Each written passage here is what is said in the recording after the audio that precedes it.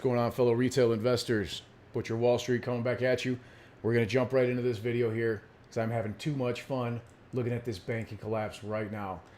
The strangest part about this is that people have no idea that there's a regional banking crisis. All they do is they believe that there's some issues going on with the banks. It's no big deal, that the Fed's got it under control. Three of the largest bank failures in history have just occurred, and it's barely making headlines. People are so worried about inflation and Ukraine that they do not have their eyes open to what's happening right in front of them. It has become a major distraction.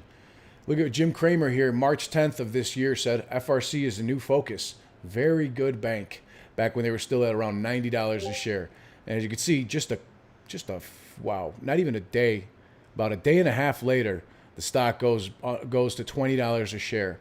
And of course, as you guys all know right now, that stock is now under $4 a share. And he says it's a great deal for JP Morgan, according to Jim Cramer. First Republic shareholders ain't got nothing for you.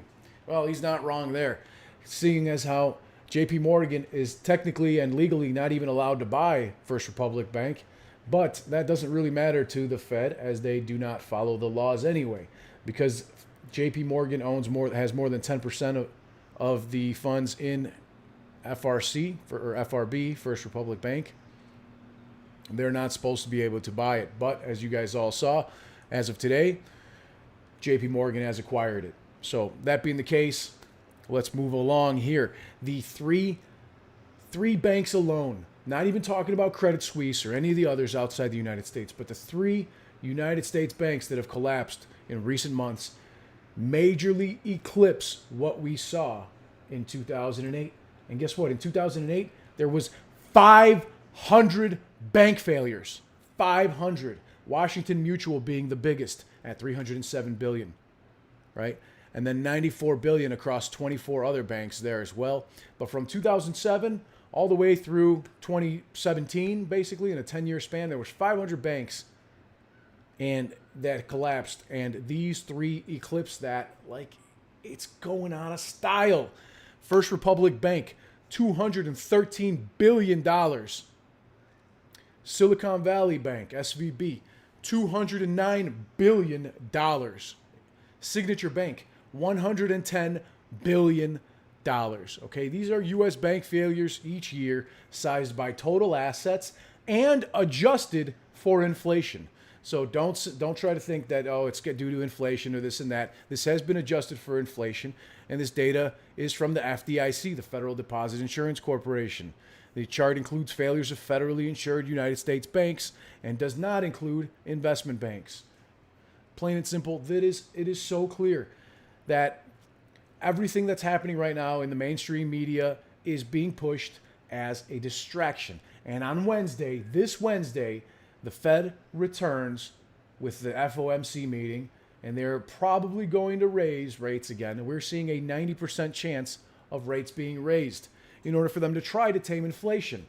Meanwhile, banks continue to feel the pain, and the Fed continues to commit inflationary acts, such as sending trillions of dollars to Ukraine and spending billions of our dollars, if not trillions at this point, to backstop these banks.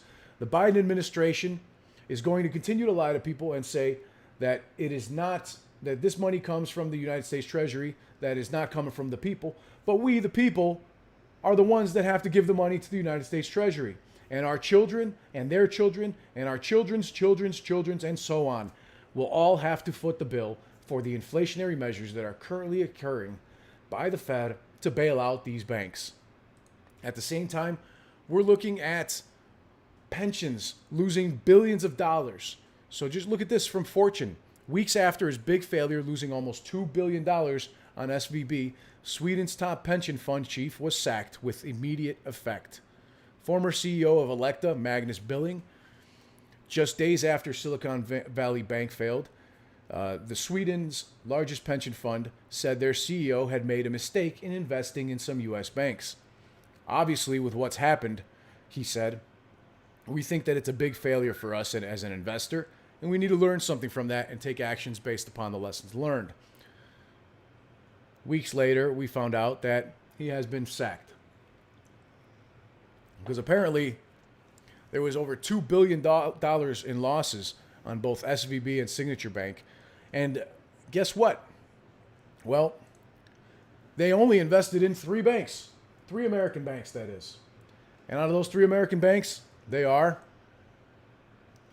First Republic Bank, SVB, and Signature Bank. It's almost as if they're putting our pensions exactly where they need to go for us to foot the losses as retail investors. Do you see what's going on here yet?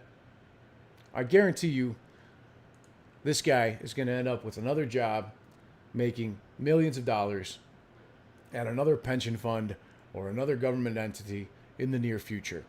Remember that name, Magnus Billing, former CEO of Electa, who invested in 3 United States banks with your Swedish pensions. And we've got some Swedish people here in the think tank and watching right now. I know that for a fact.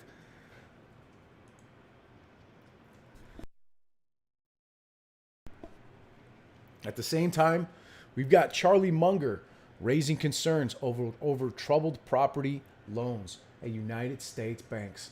This is a systemic problem with mortgage-backed and commercial mortgage-backed securities.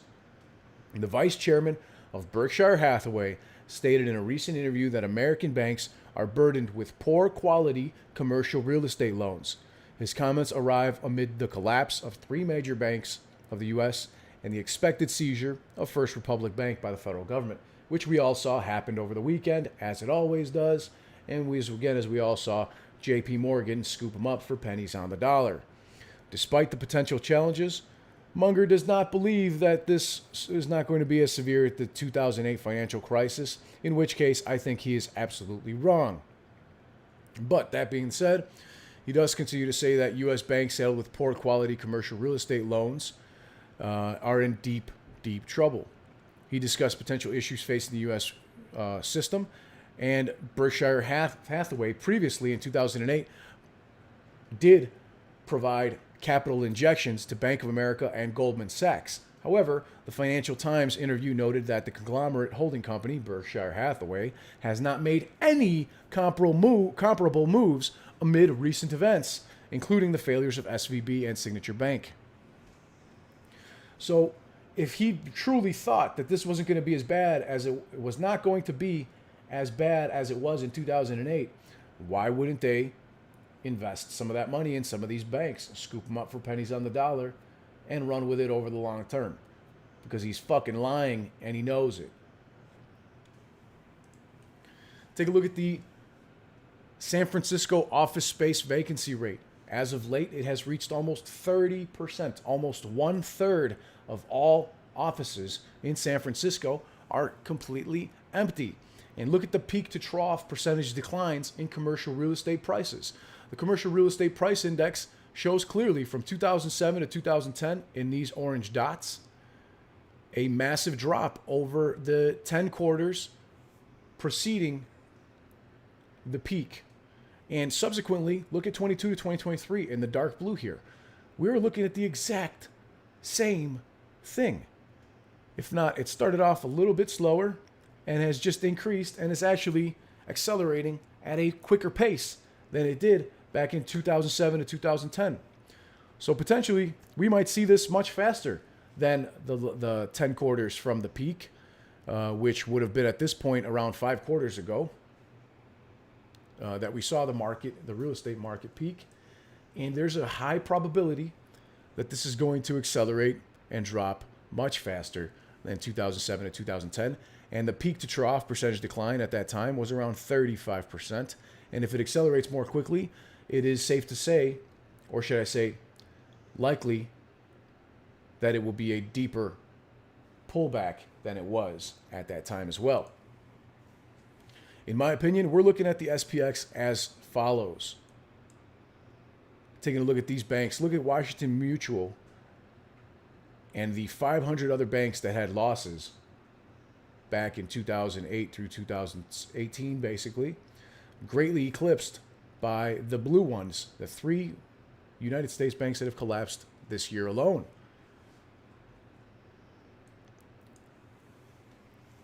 Right now, we are seeing a bull trap taking effect in the S&P 500. The takeoff, the first sell-off, the bear trap, and now the bull trap. Here we saw the bear trap, and the new paradigm, the first sell-off, and now we have people believing that we are returning to normal. This is the S&P 500 on the bottom, basically showing everything from the stealth phase, awareness, mania phase, and the blow-off phase of the markets currently. And we're seeing the exact same thing as we've seen in the past. We saw this in 2008, we saw this in 2000, and so on. This is nothing new. But a lot of investors can't seem to pull their head out of their ass. You have to trade the market as it moves in the daily. And even though right now it is pumping pretty hard and we're looking at 420 on the SPY to be highly probable, that does not mean that it is going to be staying for the long term. It is a bull run in a bear market, flat out.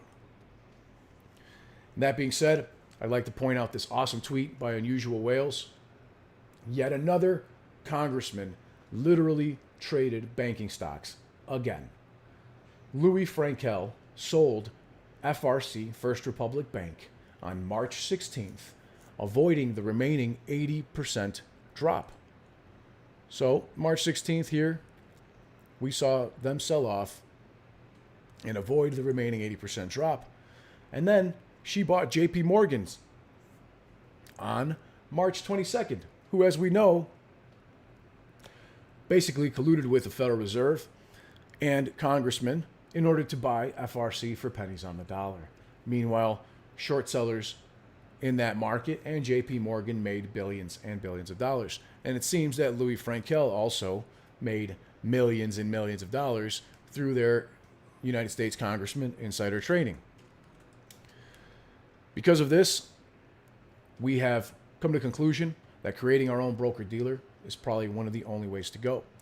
We are going to do everything we can to give retail a leg up in the stocks, in the stock market and cryptocurrency communities by providing them with tools and information the likes of which you've never had before.